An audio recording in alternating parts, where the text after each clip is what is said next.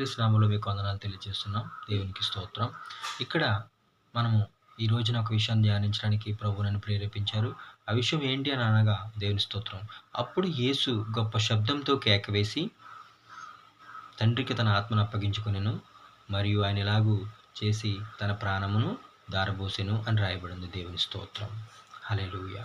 ఆయన తన ప్రాణమును విడిచెను అని రాయబడింది. యెషయా 53:12 అధ్యాయంలో ధారబోసెను, ఆయన తన ప్రాణమును ధారపోసెను అని వ్రాయబడి ఉంది. దేవునికి స్తోత్రం. ఈ రెండింటికి ఉన్న తేడా ఏంటి అని మనం ఆలోచిస్తే, ఆయన ఈ గొప్ప శబ్దంతో కేకవేసి తన ఆత్మను తండ్రికి అప్పగించుకున్నారు. దేవుని స్తోత్రం. తన ప్రాణాన్ని విడిచారు, ధారపోశారు. దేవుని స్తోత్రం.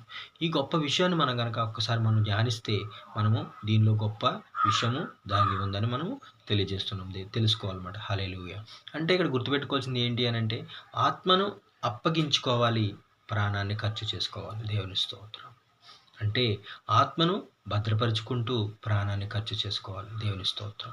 ఇది ఒక నిజమైన మనకి ఆ అనుభవపూర్వకంగా ప్రభువైన యేసుక్రీస్తు అనుభవ జీవితంలో జరిగిన ఒక గొప్ప సత్యం. దేవుని స్తోత్రం. కానీ ఈరోజు మన జీవితంలో నిజంగా ఏది భద్రపరచబడుతుంది, ఏది ఖర్చు అవుతుంది అని మనం ఆలోచిస్తే ఉల్టా అయిపోయిందన్నమాట. ఎప్పుడైతే మానవుడు పాపం చేశాడో అప్పుడు ప్రాణం యొక్క ఆధీనంలోనికి ఆత్మ వచ్చేసిందన్నమాట. అంటే ఇప్పుడు ప్రాణమే ఆత్మగా వ్యవహరిస్తుంది తప్ప ఆత్మకంటూ ఒక సొంత హక్కు, ఒక ప్రార్థన, విజ్ఞాపన, తండ్రితోటి తనకున్న సన్నిహితము నష్టమైపోయి ఇప్పుడు ప్రాణమే ఆత్మని అణిచివేస్తుందన్నమాట. దేవుని స్తోత్రం కలుగును గాక. ఈరోజు పెద్ద పెద్ద సంఘాలు అనబడిన వారు, అనుభవజ్ఞులు అనబడిన వారిలో కూడా ఈ యొక్క విషయాన్ని మనం చూస్తున్నమాట. వారి ప్రాణమే వారి ఆత్మని ఏం చేస్తుంది? అణిచివేస్తుంది అన్నమాట. అంటే యేసుప్రభు ఇంత క్లియర్గా ఎందుకు చెప్పారు అని మనం ఆలోచిస్తే, ఎప్పుడైతే ఆదాం పాపం చేయక మునుపు ఆత్మ యొక్క ఆధీనంలో ప్రాణము, శరీరము ఉండేది.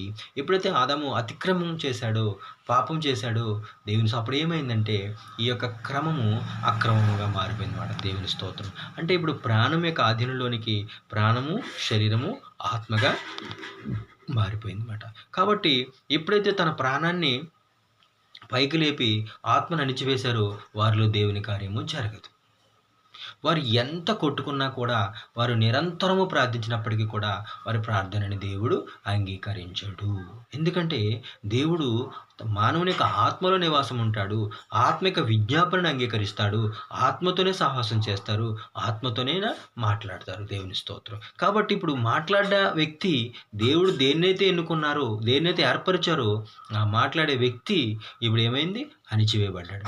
అపరాధం చేతను, పాపము చేతను ఇంకా చూస్తే చనిపోయాడు అనమాట. అంటే దేవుని యొక్క జీవం నుంచి వేరుపరచబడ్డాడు అనమాట. హల్లెలూయా. కాబట్టి ఈ క్రమము దేవుని స్తోత్రం ఆదాం యొక్క పాపం వలన ఇలాగ జరిగింది. అట్లయితే మరి నిజంగా ఇప్పుడు మరి యేసుక్రీస్తు దాన్ని ఏం చేస్తున్నాడు?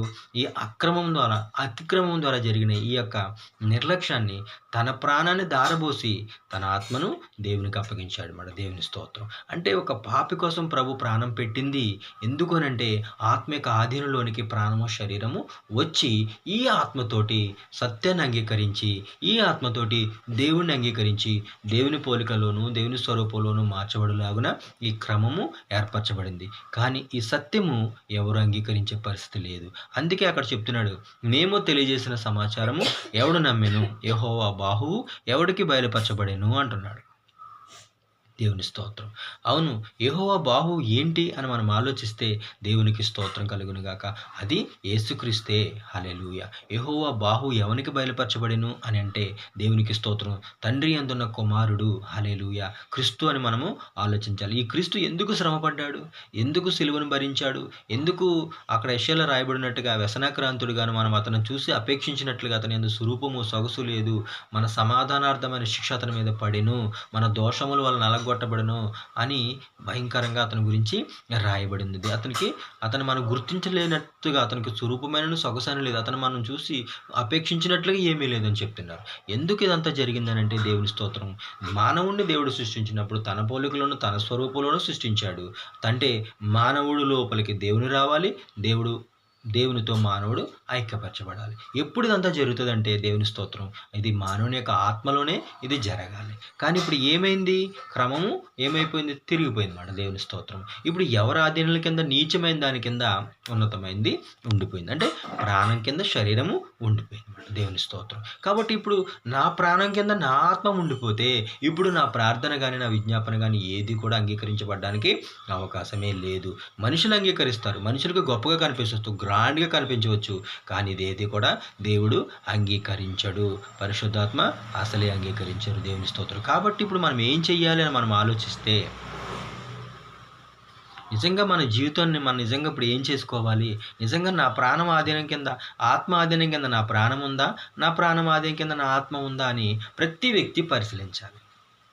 నిజంగా పరిశీలిస్తే నా ప్రాణం ఆధీనం కింద గనక నా ఆత్మ ఉంటే ఇప్పుడు నేను ఈ లోక సంబంధిగా మారిపోతాను. ఈ లోకంలో పేరు కొరకు, గొప్పతనం కొరకు, మరి సుఖభోగం కొరకు, దేవుని కంటే సుఖభోగాన్ని ఎక్కువగా ప్రేమించేవారిగా మనము మిగిలిపోతామన్నమాట. దేవుని స్తోత్రం కలుగును గాక. అంటే ఈ లోకంలో శ్రమ రాకూడదు, ఇబ్బంది రాకూడదు, ఇరుకు రాకూడదు, ఏది రాకుండా నేను సుఖముగా చనిపోయేంత వరకు కష్టం ఇబ్బంది లేకుండా బ్రతకాలి అనే భ్రమ మనకు కలుగుతుంది అన్నమాట. అప్పుడు ఏమవుతుంది అని అంటే మన ఆత్మ శాశ్వత కాలానికి నష్టమైపోతుంది అన్నమాట. కానీ ప్రభువైన యేసుక్రీస్తు జీవితం మనం చూస్తే 33.5 సంవత్సరాలు ఎక్కడ కూడా ఆయన తను తాను సంతోషపరచుకొనలేదు అని వాక్యలో రాయబడి ఉంది. రోమపత్రిక 15:2 ఏమని రాయబడింది, ఆయన తను తాను సంతోషపరచుకొనలేదు.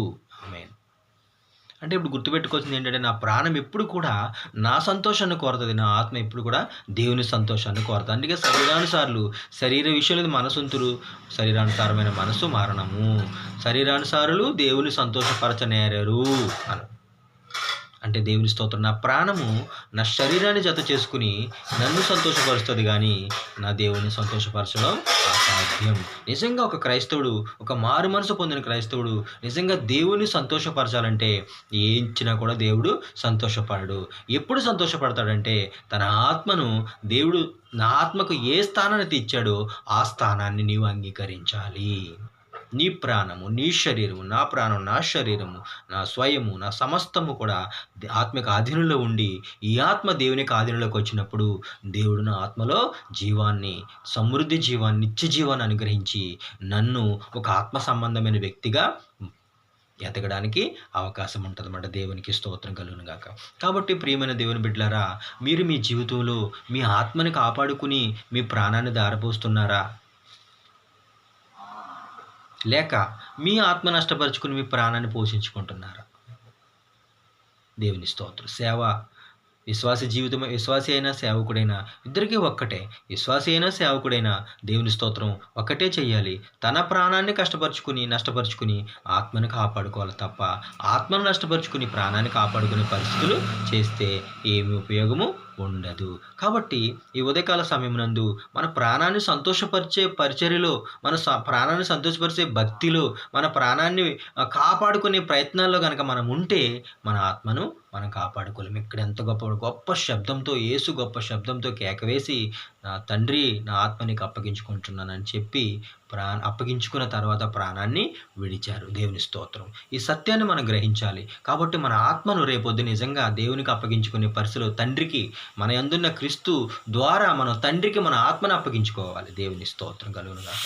కాబట్టి ఈ క్రమాన్ని కనుక మీరు ఒక్కసారి అబ్జర్వ్ చేయండి, గ్రహించండి. నిజంగా నాలో ఆత్మగా నా ప్రాణం ఉందా అంటే నాలో ఆత్మగా నా ప్రాణం నటిస్తుందా? ఖచ్చితంగా నటిస్తుంది. భక్తి, పాట, ఆరాధన, సహవాసం, ఉపదేశం, సత్యం అన్నీ విని నేర్చుకుని బోధిస్తూ ఉంటుంది ప్రాణం. కానీ దీన్ని ఏది కూడా దేవుడు అంగీకరించడు.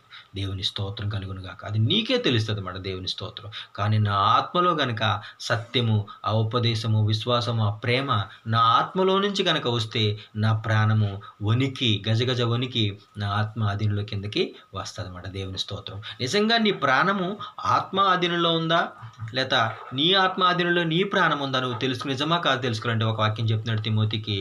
నా ప్రియకుమారుడని తిమోతితో చెప్తున్నాడు, ఉపదేశానుసారమేదనగా పవిత్ర హృదయము నుండి, మంచి మనస్సాక్షి నుండి, నిష్కపట విశ్వాసం నుండి కలుగు ప్రేమే. ఆమేన్. నీ ఆత్మ ఆధీనంలో కనుక ఇవి ఉంటే దేవుని ప్రేమ నీ ఆత్మలో ఇవి ఉంటాయన్నమాట. అప్పుడు రుజువేంటి?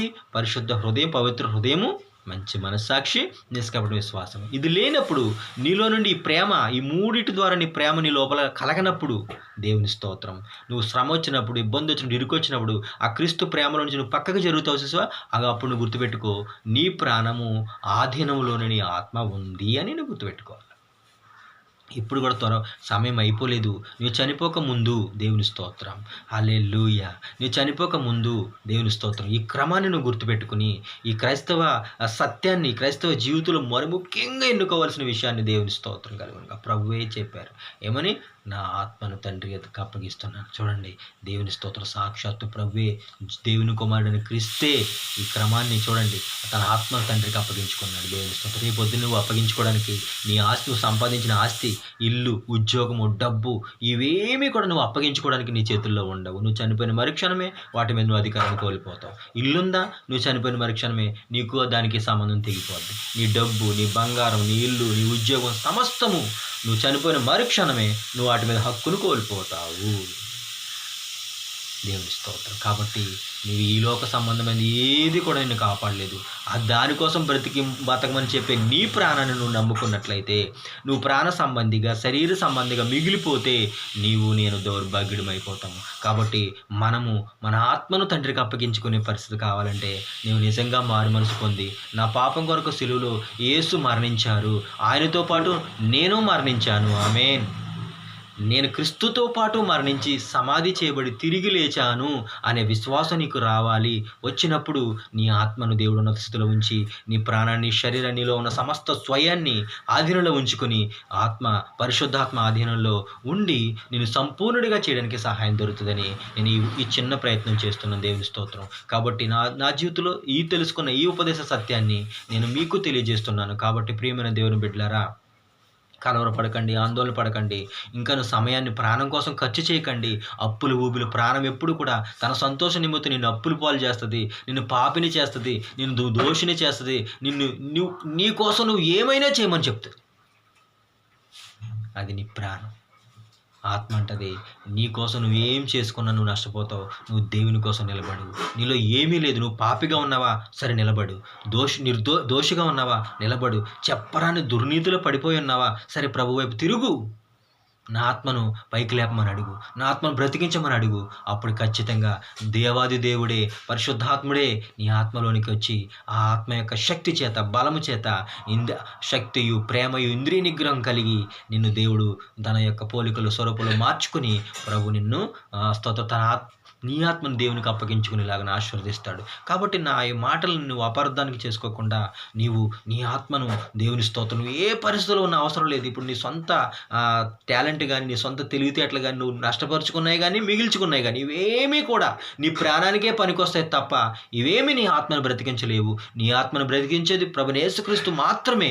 ఆయనే నీ కోసము, నా కోసం సిలువలో మరణించాడు అని ఈ దినాన నువ్వు నిజంగా మనసు మార్చుకొని, ప్రభువా నా ఆత్మలోకి నీ జీవాన్ని పంపి, పరిశుద్ధ హృదయం, మంచి మనస్సాక్షి, నిష్కపట విశ్వాసాన్ని కలిగే ప్రేమను నా ఆత్మతో నింపి, నా ఆత్మ ఆధీనంలోనికి నా ప్రాణాన్ని, నా శరీరాన్ని తీసుకొని రా ప్రభువా అని మనం సాగిలపడి ప్రార్థన చేద్దాం. మహాపరిశుద్ధ తండ్రి, మీకు వందనాలు ప్రభువా.